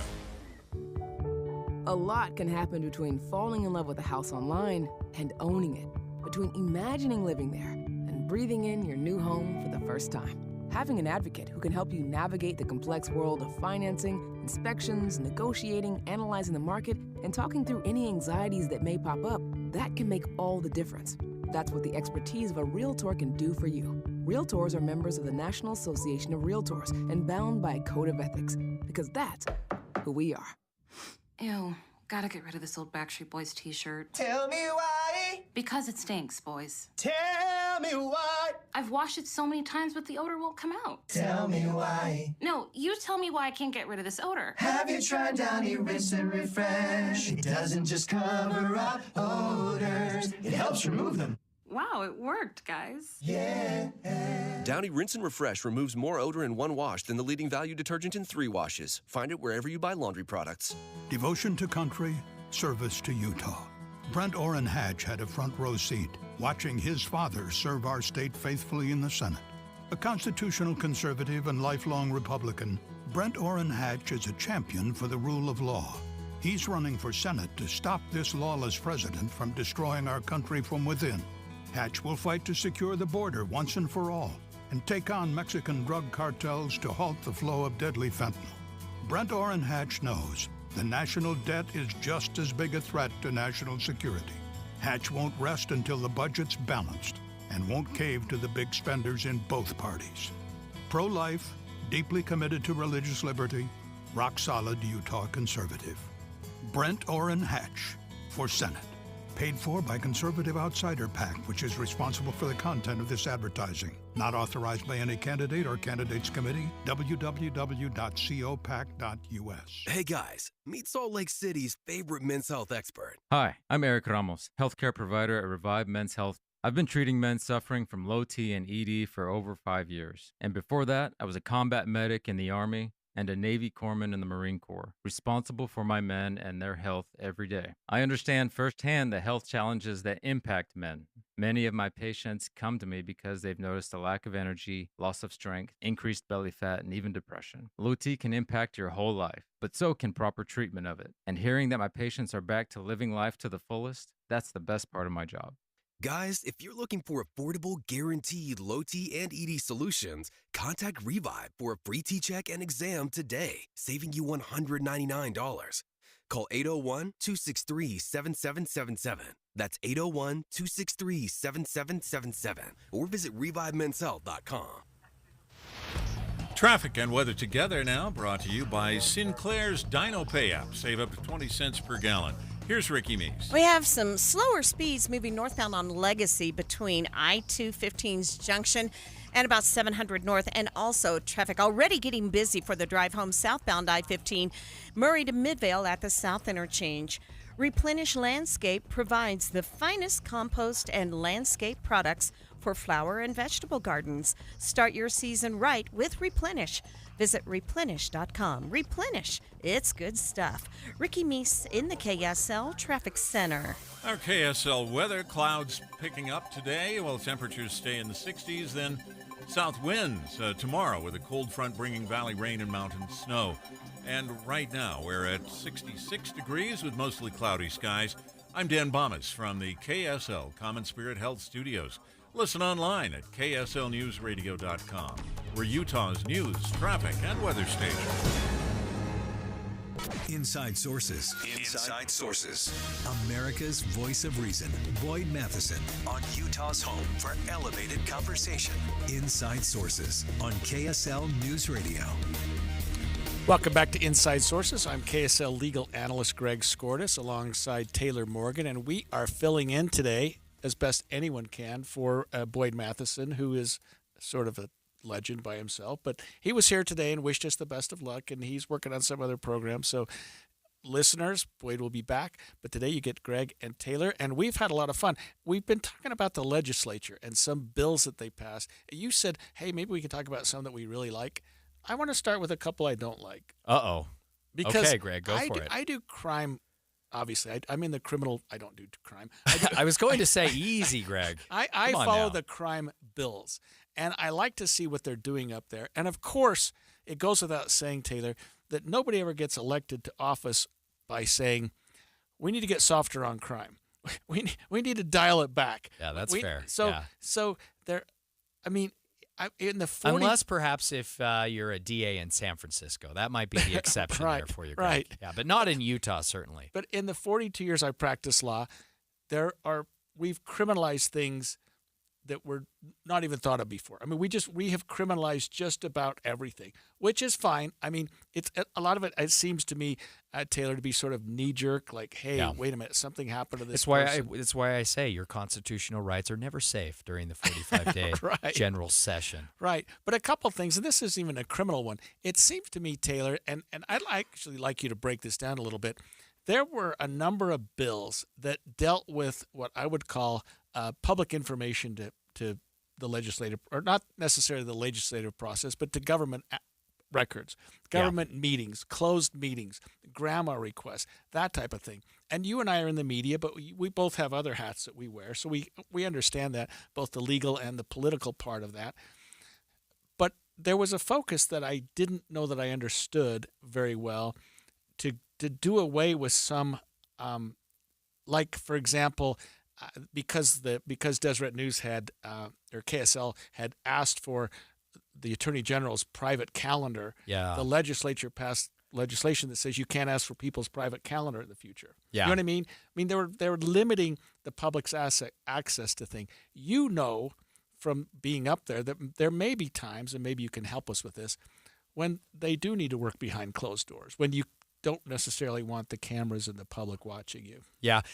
It is a great point, Greg. The kind of the origins of this legislatively really began with requests for Attorney General Sean Reyes's calendar and litigation involving media outlets, including KSL, trying to obtain access to Sean Reyes's calendar.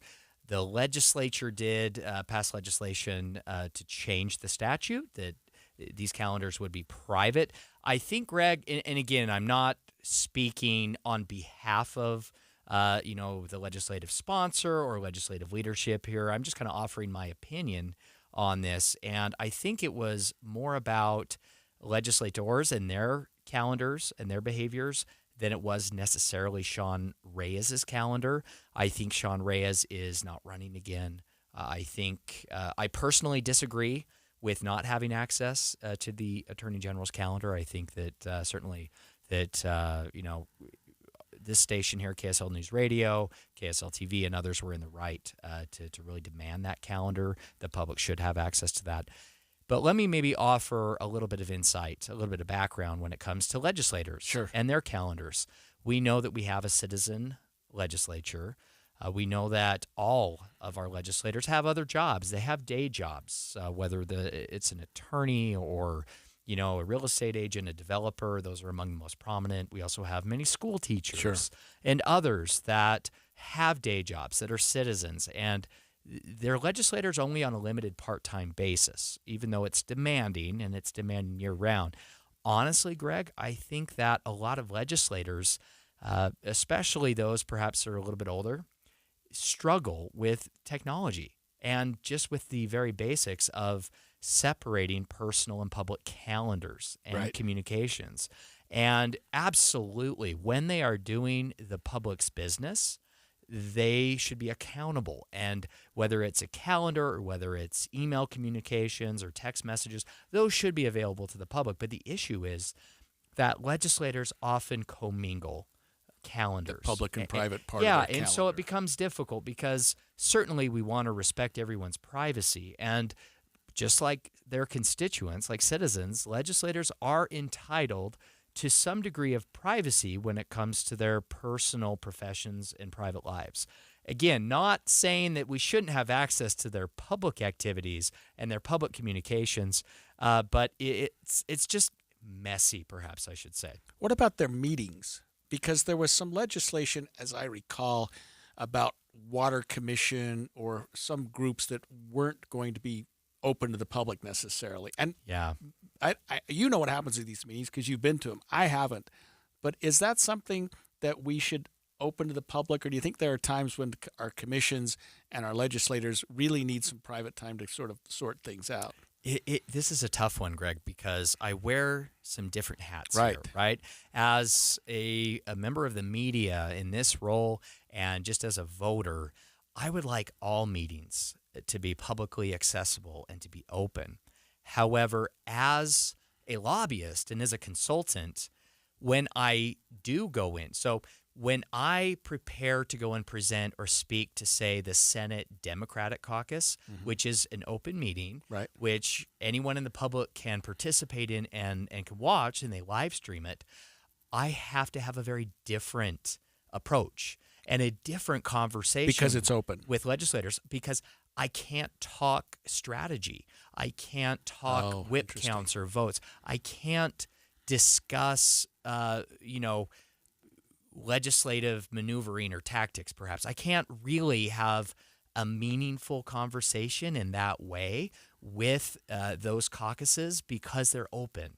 Whereas if I'm having a meeting with a Republican caucus in the House or Senate, which are closed and only for Republican members, the conversation can be much more direct and candid, and all of these things can be discussed, right? So that's a positive, and perhaps that maybe disproportionately benefits me as a lobbyist, and that's clearly selfish. And I'm being very transparent about that, how that could benefit me. So it's tough, right? There's pros and cons on both sides of this, Greg, and there's no perfect solution. But you're talking about the fact that some of these meetings, we've only got about 30 seconds.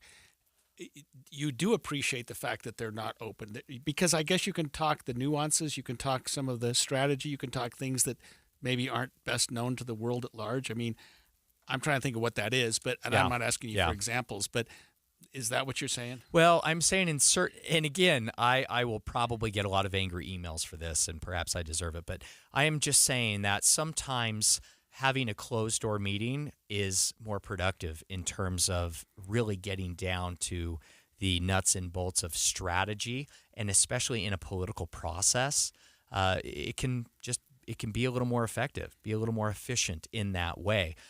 Again, the public's business should be open to the public. Sometimes political meetings should be private. I guess that's my take. I understand. Now I've learned a little bit more about it. And when we come back after the break, we're going to talk a little bit more about what we've been talking about for the last 2 hours and wrap up our show. Please stay with us.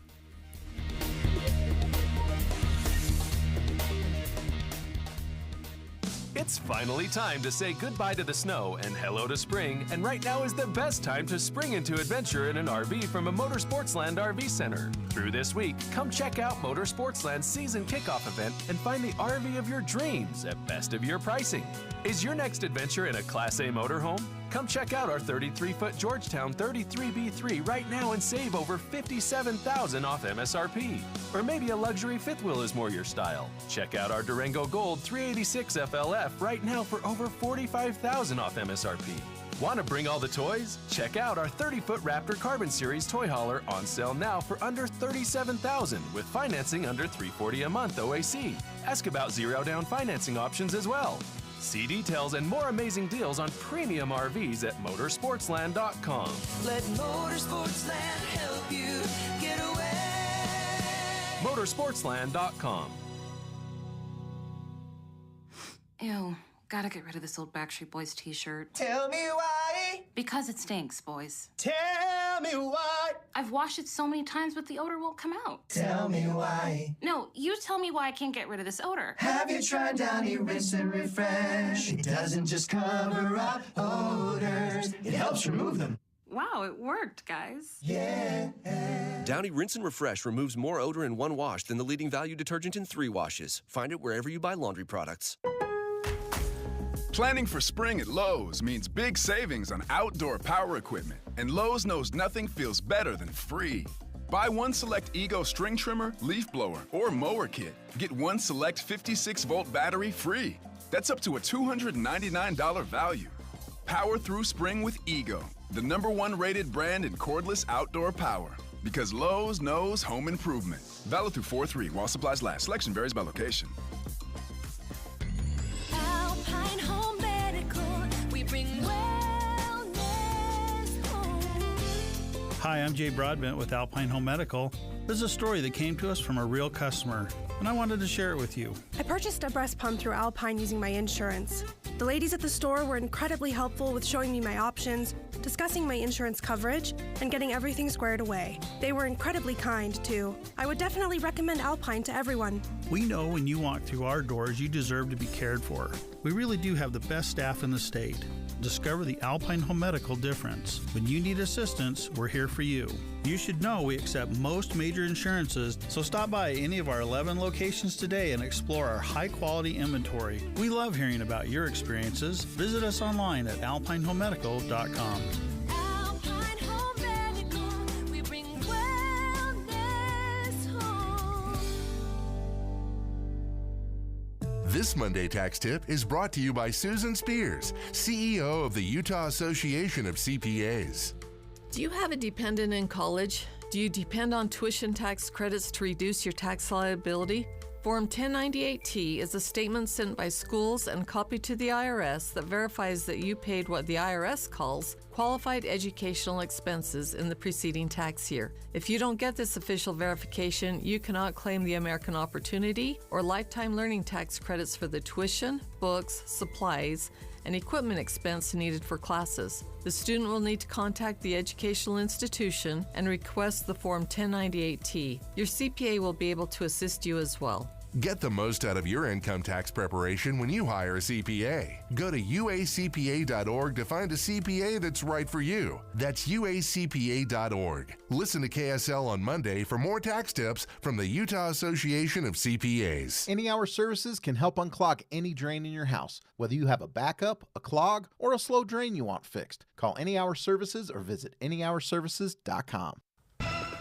With the 3 things you need to know this hour, I'm Dan Bomas. First, fruity and minty flavors of vape products will be illegal under a new Utah law just signed by the governor. Second, the Princess of Wales appeared in a video herself to say she'd been diagnosed with cancer. Third, a KSL bracket update every 15 minutes. Here's Mark Jackson. Well, following teams advanced to next round NCAA tournament: Northwestern, Baylor, San Diego State University, and Marquette. After wins today, the following teams winning right now: UConn crushing Stetson 65-37. Clemson all over New Mexico 54-40. Auburn out to a 16-10 lead over Yale. Coming up, Florida, Colorado is just underway. From Indianapolis, tipping at 2:38. That's where USU takes on TCU tonight. Indianapolis tip off at 7:55. The KSL Brackets update, I'm Mark Jackson. Boyd Matheson divides rage from reason on Inside Sources. Welcome back to KSL Inside Sources. This is Taylor Morgan here with Greg Skordas. We are filling in today for Boyd Matheson. And Greg, it has been a great show. We have covered really all kinds of topics, from Utah's Capitol Hill to what's happening in the NCAA tournament and everything in between. Greg, I want to recap the 2024 legislative session. We've talked a lot about it. We've talked about the sheer volume of bills passed this year by the Utah legislature. Again, another record, 591 bills passed. Governor Cox wasn't happy about that, vetoed 7 bills, not a lot. Right. He did indicate that he would have liked to have vetoed more, but he needed some of his priorities to get through. So a little bit of collaboration there, perhaps, with lawmakers. But, Greg, I want to take a moment and talk about maybe some of our favorite fun bills. They're not all bad, Greg. Last segment, as a criminal defense attorney and certainly as a voter, both of us have a lot of consternation about the safety of our constitutional rights anytime the legislature gets together. So we had some concerns about that, talked about that last session. I want you to perhaps provide a little more detail or maybe cite a couple specific bills that you had concerns about. Think of a fun bill, Greg. I want to know what your favorite fun bill was. I'll give you 2 of mine. Okay. To start. I think one of them's the same because both of us have been breaking the law. Hold on, easy. Be honest. Greg, you're a defense attorney. We're on the air. This is not privileged. You know that, right? 20 years you've been breaking the law because I've seen your car. Yeah. You don't carry a front plate.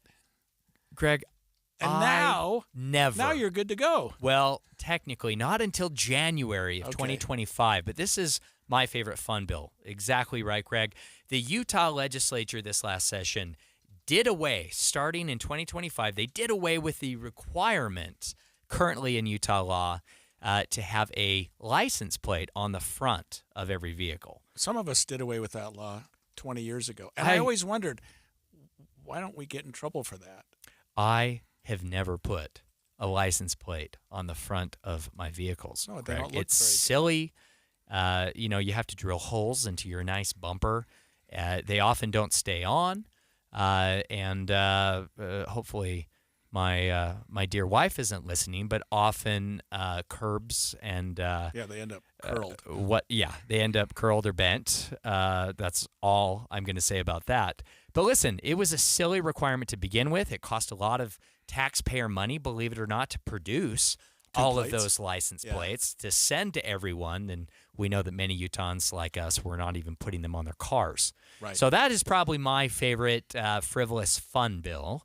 One bill that is not frivolous, I'm still going to call it fun, even though it was a little bit controversial, and I think it was controversial only because it went through some significant changes, and still today a lot of voters don't fully understand what it entails. And I'm talking, of course, about the Major League Baseball stadium bill. Right. And I want to separate that out from the NHL, the hockey. I think our listeners should, if you can break it down a little bit. There's a clear difference between the two different bills. One bill would have dealt with potential sales tax increase in Salt Lake City, specific to a potential NHL arena, the Jazz's future home, and whatnot.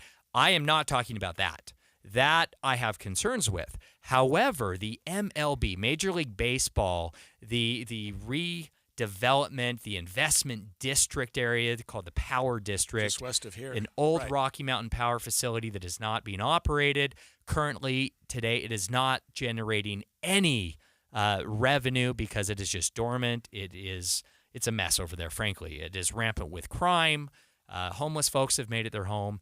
It is a real blight on Salt Lake City's west side, and it is totally underutilized right now. Well, the Utah legislature passed legislation this session that will do a couple of significant things. It will provide $900 million of taxpayer dollars to help build a Major League Baseball stadium in that area. But what's great, Greg, is the Miller family is putting in $3.5 billion with a B, $3.5 billion of their own private money to build that stadium. Taxpayers are putting in $900 million, but here's the good news. That $900 million, Greg, that is only coming directly from that power district, from a special property tax on the increased values once it's developed, from merchandise sales at the stadium within that district, and also from a very, very nominal tax increase, about $1.50 on car rentals in Utah to tourists. If you're a Utah resident, you don't have to pay that tax at all. So essentially, we are building a Major League Baseball stadium. The Millers are paying $3.5 billion for it, and in the end, Utah taxpayers will own that baseball stadium. I think that's a good deal for Utah. I think it was, it went through some changes, and I think ultimately, in the end, what passed is something that Utah voters can be very happy about. Okay, let me ask you this. One of my favorite baseball movies, Field of Dreams. That line in that movie, if you build it, he will come. If you build, do we have a team, or is this one of those, if we build it, they will come? Don't we need a team first? I'm so glad you mentioned that, Greg, because one of the great provisions in the legislation, it is very clear that we do not spend $1 of taxpayer money until Major League Baseball, in writing, has confirmed that we do have an expansion team. So it is not if you build it, they will come scenario. It is if they come, we will build it, which is good for the taxpayers. But then you've also got to be under a timeline, because they might say you've got a team coming. Maybe they could use the current stadium for a year or two. It's a good stadium, and it's a beautiful stadium, but let's face it, it's way too small. I think it is it's an important signal to Major League Baseball that Utahns support bringing an expansion team here. Certainly, it is very important to demonstrate that we have a family like the Miller family, the Miller Corporation, that is absolutely committed to Major League Baseball, so much that they're willing to put $3.5 billion of their own money into it and then give the state back that stadium they build. Okay, let's talk Major League Hockey for a minute. Yeah. We talked about that, and I understood the conversation to be a little different than you. I understood the conversation to be a multi-million dollar retrofit of the stadium across the street here so that it could accommodate basketball and hockey. I think you mentioned a new arena. Yeah. Tell me which one it is. Well, these details are still in flux, Greg. It's not certain yet, but the hope. Now, if you talk to the Smith Entertainment Group, the folks behind this, ultimately they have been clear in saying that, listen, an NBA venue is not necessarily ideal to host hockey. Right. And so it is not the long-term plan to have an NHL team in the same arena as an NBA team. Now, there has been talk, Greg, about moving the Jazz potentially down to Draper to the new development at the Point and building a new arena there. Well, Ryan Smith and the Smith Entertainment Group, the owners of the Jazz, have now made it clear that they would like to keep the Jazz in downtown Salt Lake City and add another arena for a National Hockey League team. They would also like to either completely redo the Delta Center or update it for the Jazz. They're committed to investing, maintaining that investment in Salt Lake City if Salt Lake City taxpayers are willing to help pay for it. Remember the Salt Palace? I do. It's the convention center now. No, but the Salt The Palace. old, I did. My dad took me to a Jazz Golden game Eagles, and back they in the could do day. Both. The Golden Eagles. Somehow boy. that was set up for both. Anyway, hey, Morgan, it's been a lot of fun. Taylor. Yeah, Greg, great show coming up next. Afternoon news here on KSL News Radio with Jeff Kaplan. Stay tuned.